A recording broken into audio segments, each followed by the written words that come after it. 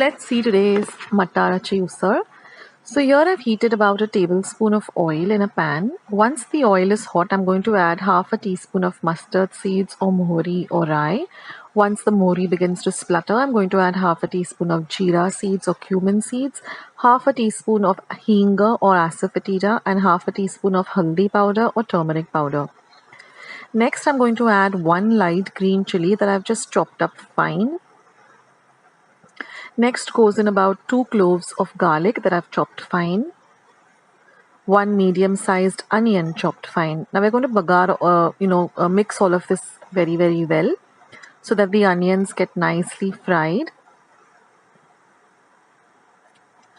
This is a really super simple and really quick dish. And now here I have about a cup of green peas, fresh green peas, and just add that and just mix everything nicely together.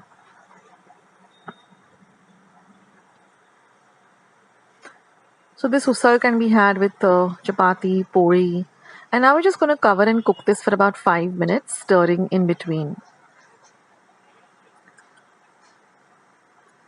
So this way the peas will get cooked. And now we're just going to add a little bit of flavor. So we're going to add 1 teaspoon of red chili powder, 1 teaspoon of kitchen king masala, which is easily available in stores, and it really adds lovely flavor to all usals and vegetables, a little bit of it. Now I'm just going to add about 1/4 cup of water. Mix everything together. And the green peas cook really fast. Now I'm going to add some salt to taste, a pinch of sugar. Again, mix everything well. Just cover and cook this for about 5 minutes on a low to medium flame, and that's it, friends. Your usal is all ready. A very super simple and delicious recipe.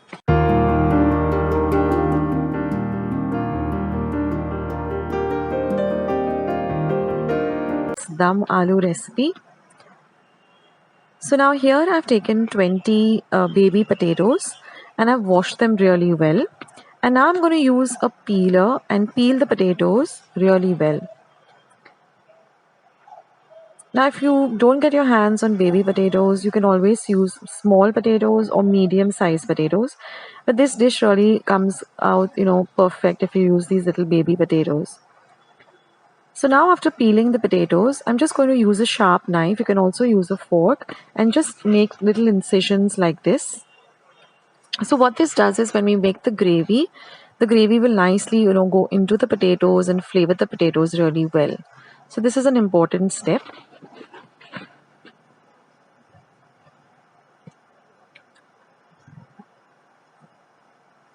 Now once that is done, I'm going to heat about 5 tablespoons of oil. And we're going to fry these potatoes till they're very nicely done, that is dark brown, golden brown in color. So keep an eye on them and just keep turning them in between till they get nicely fried. So I put a timer and this took me exactly 7 minutes to get them to this point. After that, just take them out in a separate bowl. Now I'm going to take out most of the oil from the pan, and I'm just going to use a tablespoon of the oil. And now here I have 1 large onion chopped, about 10 cashew nuts, 1 inch of ginger, 6 cloves of garlic, and about 4 dried red chilies. So I'm going to add all of this to this oil. And we're going to fry this really well till the onions become nice and translucent. So again, this took me about 2 minutes for it to really fry nicely. So do that for about 2 minutes. And after that, once the onions soften, we're going to add 2 medium-sized tomatoes that we've chopped fine. And I'm going to fry this till the tomatoes also become nice and soft. So that took me another 2 minutes. Now we're going to turn off the heat and we're going to let this mixture completely cool down to room temperature. And then we're going to grind this without adding any water to a very fine paste like this. Now I'm going to add a little bit, about a tablespoon of the same oil that we used in the beginning for frying the potatoes. So a tablespoon or so. And now I'm going to add Now here we have 2 bay leaves, 1 big elaichi, 2 small elaichis, 1 inch of cinnamon, 1 teaspoon of cumin or jeera, and about 10 peppercorns. So we're going to add all of these whole masalas or whole spices to the 1 tablespoon of oil. And we're going to fry this till it nicely flavors up the oil. So keep it on a very low flame. And just for about half a minute, we're going to fry them so that they nicely flavor the oil.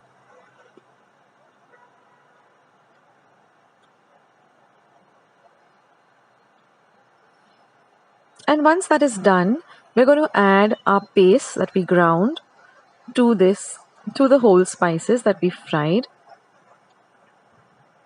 And we're going to mix this in really, really well. So we're going to fry this masala or this paste for about half a minute with the whole spices.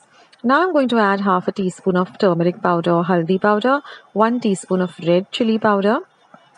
Mix it in well. Now I'm going to add 1 teaspoon of coriander powder or dhania powder, half a teaspoon of cumin powder or jeera powder, 2 teaspoons of Kashmiri red chili powder for the color, and 1 teaspoon of dry mango powder or amchur powder. So mix all of this really well together. Keep your flame on very low because we're adding powder spices. So mix all of this really nicely together. The flavor, the aroma in my kitchen is just amazing with all these beautiful Indian spices. And now what we're going to do is we're going to cover this and keep it aside for about 5 minutes on a very low flame till all of the masala gets nicely fried. And now I'm going to add 1 green chili that I've chopped fine. So keep stirring in between when you cover and keep it for 5 minutes. And now you can see that there's some oil oozing out of this masala. Now I'm going to add 1.5 cup of water. Now what I did is the mixer jar in which I ground the masala, I added 1.5 cup water to that, rinsed out all the masala, and I'm going to use that water itself. So now mix it in really well. If you want it a little thinner, then you can add a little more water. See, about a 1/4 cup of water more. And mix all of this really nicely together.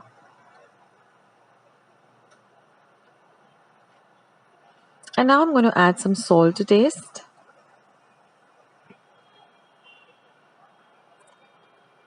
And now we're going to add our fried potatoes back into the curry or the gravy. Mix everything in well.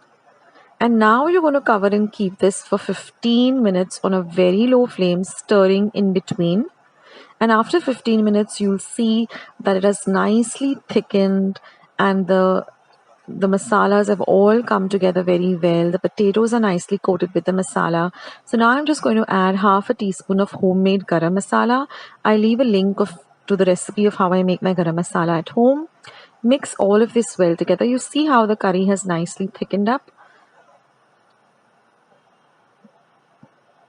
I just can't wait to dig into this. And then I'm going to turn off the flame and I'm just going to add some lovely fresh coriander leaves that I've chopped as a garnish. And we're going to mix in the coriander leaves too. And that's it, guys. Your lovely dum aloo recipe is all ready to enjoy. Now, I love having this with some naan. And of course, I'm going to add just half a teaspoon of clarified butter and ghee at the end. And then we're just going to cover and keep it aside for about a minute or two. And that really flavors and elevates the flavor of this beautiful dish. So have this with naan or roti or puris or chapatis. It's just fabulous. So I thought I'd just shoot the recipe and share it with all of you. So basically she took about 100 grams or 2 karelas, washed it really well, cut it into rounds and then into halves, and then she applied some salt to it, about a tablespoon or so, and then kept it in a bowl, in a sieve rather, with a heavy weight on it. So what happens is most of the bitterness goes away, and then after 20 minutes she washed it really well and patted it dry. So this is how it looks when it's ready to be cooked. So now in a pan or a pot, she's taken 1.5 tablespoon of oil. Now you require a little oil, more oil for this, and added about half a teaspoon of mustard seeds or mohri or rye. Now the oil is a lot because you want to, make this nice and crispy. Next goes in half a teaspoon of cumin and half a teaspoon of turmeric or haldi powder.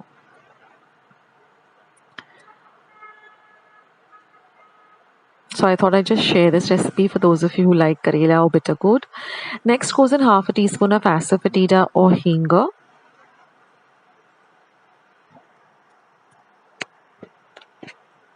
And now we're going to add the karela or bitter gourd. So you can see how it has been cut.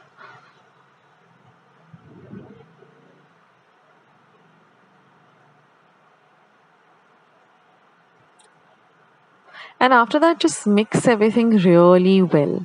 So all of this bagar or fodni needs to be really, well mixed in with the karela. And you also have to fry the karela really, really nice. It becomes nice and crispy.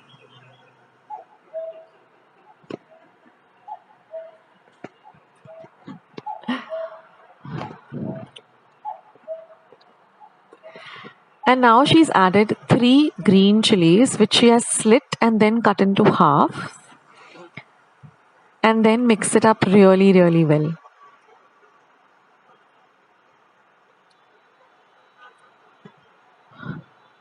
Now let me know how many of you like karela bhaji or bitter gourd, and if you all do, then leave your comments in the comment section below, and also how you all prepare it at home. So now fry the karela really, really well. This is very important to get a nice delicious karela bhaji. And then she's added about 1 teaspoon of red chili powder and 1 tablespoon of jaggery or gur. So you can add the jaggery as per your taste. This balances the bitterness. And then she added about 2 tablespoons of desiccated coconut, not fresh coconut, because then you get this lovely crispy karela bhaji. This with sprouted moong or with plain, just soaked moong. So watch the video till the end. I'll show you how to sprout the moong. So once the moong is sprouted, just put it into a pressure pan in a vessel like this. Don't add water to the vessel, only to the pan, and cook it for 2 whistles on high, and then switch the cooker off. Once the cooker has cooled down to room temperature, your moong will look like this. So don't add any water into the moong. Now this is a paste which I have prepared, and this is 1 boiled and cubed and peeled and cubed potato. So now for that paste, I took about 6 green chilies. I'm using the light green chilies which are less spicy. 1 inch of ginger. This is about half a cup of grated fresh coconut and 1 cup of coriander and some salt to taste. So I just added all of that to the mixer and made it into a nice paste like this. So it shouldn't be very smooth or very coarse, just of this consistency, so that everything is mixed well together. So now in my pan, I'm going to add 1 tablespoon of oil. Once the oil is nice and heated, I'm going to add half a teaspoon of mustard seeds, that is mohri or rye. Once the mustard seeds begin to splutter, I'm going to add 1/4 teaspoon of haldi powder or turmeric powder, followed by half a teaspoon of asafoetida or hinga.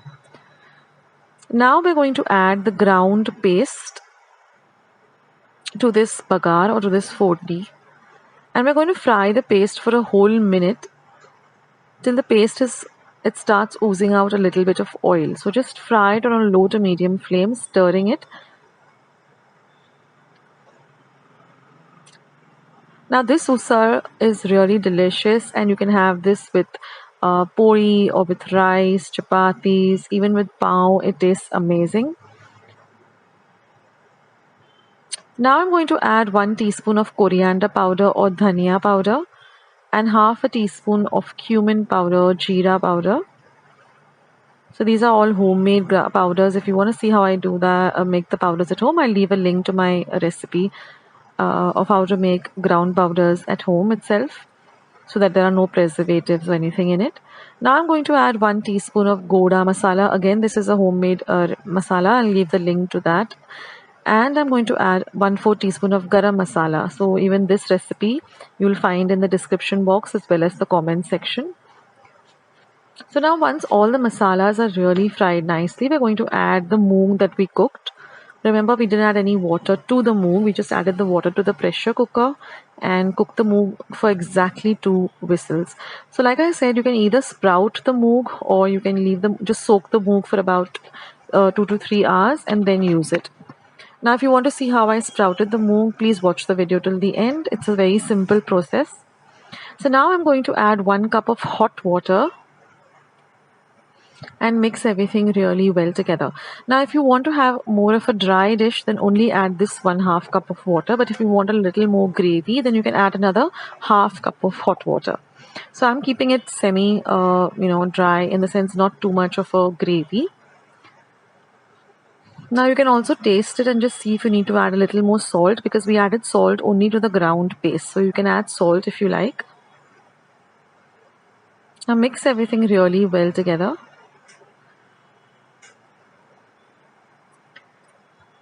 So now I'm going to add just about 1 teaspoon of jaggery or gourd. Now if you don't use jaggery in your cooking, you can also add sugar. Just a little bit, maybe just a pinch of sugar. And now we're going to add this boiled, peeled and cubed potatoes. So what I do is I take the potatoes, wash them well and put them in my pressure pan for 1 whistle on high with some water in it, and then I simmer it for about 5 minutes, put the pressure pan off, and once it cools down, I remove the potatoes, let them cool down a little and then peel them and cube them. And now we're just going to cover and cook this on a low flame for 3 minutes.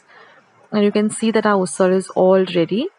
You can also squeeze some lime juice on top of this, and it goes very well with pav, bread slices, puri or rice.